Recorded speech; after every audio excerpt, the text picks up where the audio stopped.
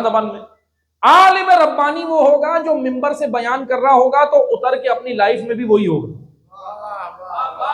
तो ये सुनिएगा, कौल फेल में तजाद नहीं होगा। कुरान मना कर रहा है, कौल फेल में तजाद नहीं।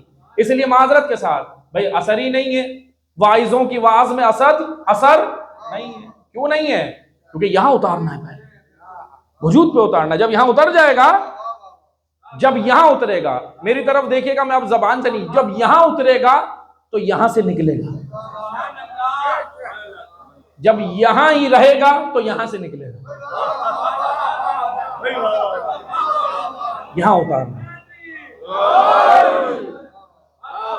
और एक और चीज सुने, जब यहां से निकलेगा तो अवाम में भी यहीं जाएगा, और जब यहां से निकलेगा तो अवाम में यहां से जाएगा, यहां से बाहर जाएगा।